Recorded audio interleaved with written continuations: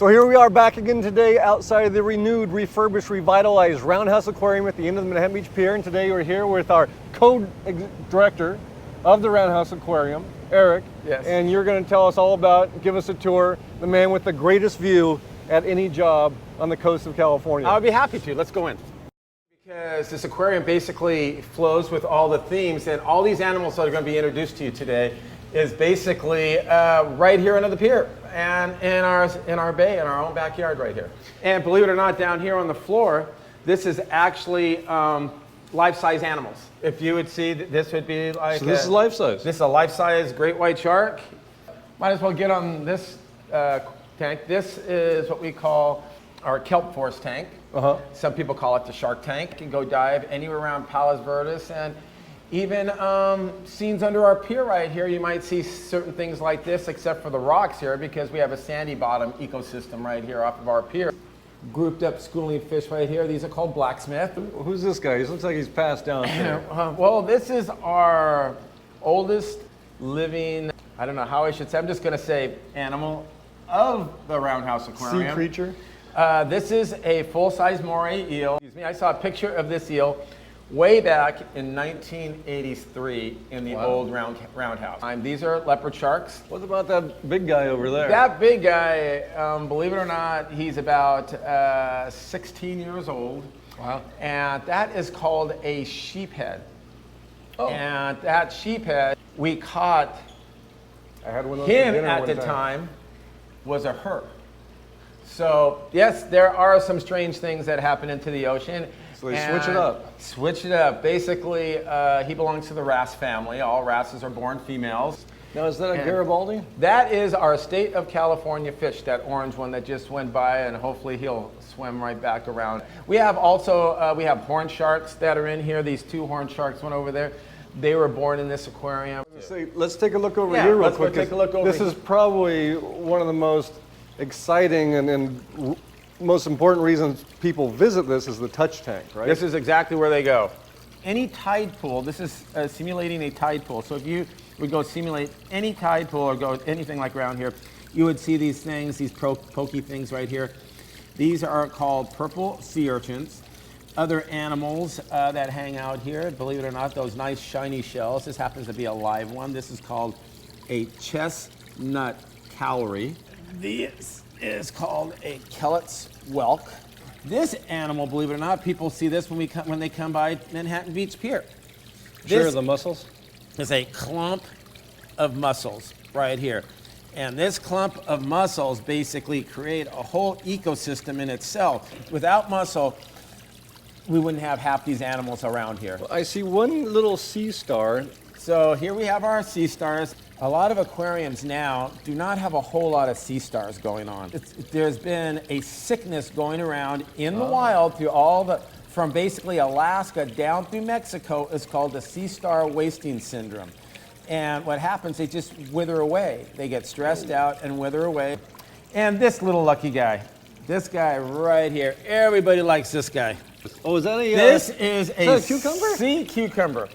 And a sea cucumber actually belongs to, without getting it technical, this is the cousin of a sea cucumber, and this is a cousin of a sea cucumber. They all look different, but they all have the same magic number. They're basically, if you think of that number 5, 5 teeth, 5 mouths, 5 arms. So there's among other things, but I'm not going to get technical in that. No, it's not. If people think, yes, that's not what it is. If they get scared, they basically puke out their guts. That's what I thought, yeah. Yeah. All right, can I touch one of those? Oh, you not can only touch one. Man. There's actually a myth about this. And it's so great having you here because the myth is, and we do this with all of our students and stuff, sea cucumbers have good luck. They have lots of good luck, and I didn't know. But the only way to get this good luck, and we do this to all of our students, we come up here, you have to kiss the sea cucumber. What? So why don't you try kissing the sea cucumber and get that good luck? Oh, you saw me do it. There you go. I guess it was Here, turned into a princess. I'll do it again. You can do it again. Oh. 1, 2, 3, go. There you go. So if you're thinking of good luck is going to be coming to you. I hope so. I like it. Okay, so I mentioned, let's see if I can find him here. I mentioned about baby horn sharks. Let's see what corner I can find them in. Oh, we have some here. All right. These guys were actually born around the holidays, so I'm just going to pick one up. I'm going to probably have you try to touch it. Oh, look at that. But this is a little baby horn shark.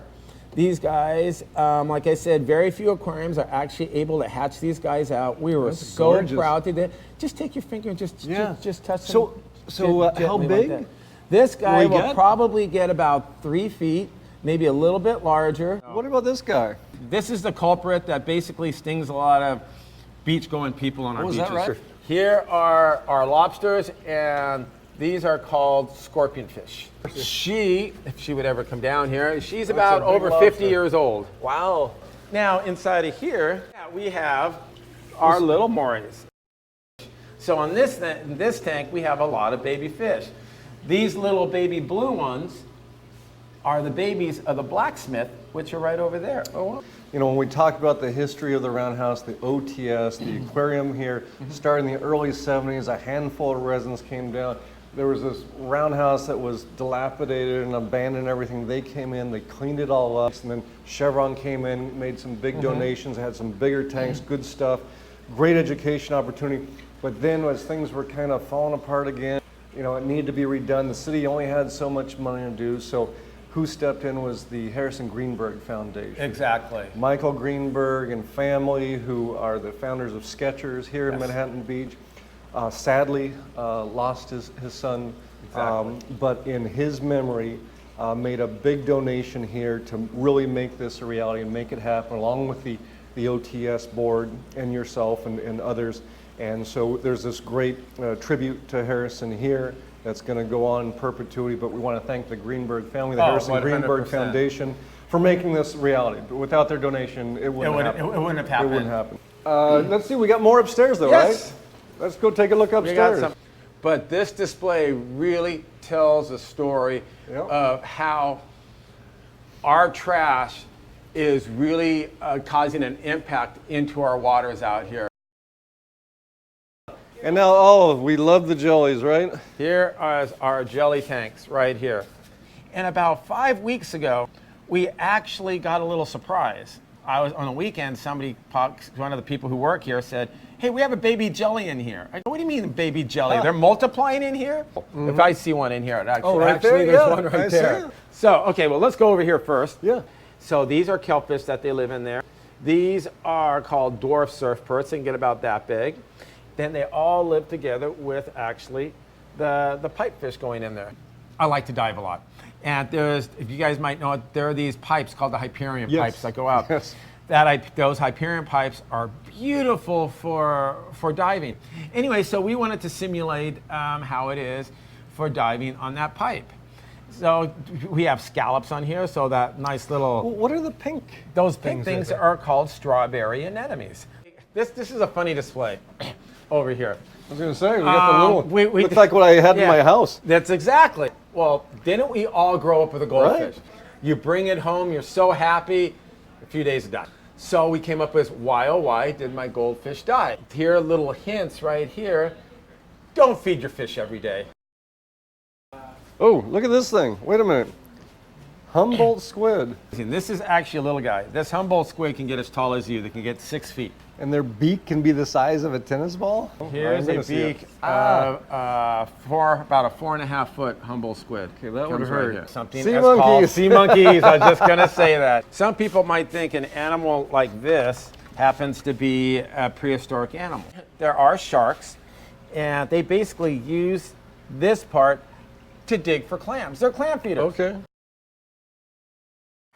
If we're going to leave on one note here, it's the fact that we've got all these names of folks who made some great donations to the Roundhouse Aquarium, but there's still some open ones. This is for the foundation, and even down here, this is also for the foundation. So you're going to see people's names in Right. each of these, you know, from the sea turtle to the orca to the But sheephead if and people stuff. want to give, though, they can either give through the Harrison Greenberg Foundation or through- directly to to the the Roundhouse OTS, the Aquarium. Roundhouse Aquarium. Exactly. So Perfect. those are the two different ways. Eric, I want to thank you so much for the tour. You have the best view of anybody with any job in the state of California. I'm jealous of that. I want to thank you so much for your time, though. And if you haven't been here, If you haven't been here for years, you haven't been here since it opened, come back down to the Roundhouse Aquarium, check it out. It's an amazing place. Thank you, Eric. I thank you for coming in. Pleasure. Definitely. Pleasure. Take care.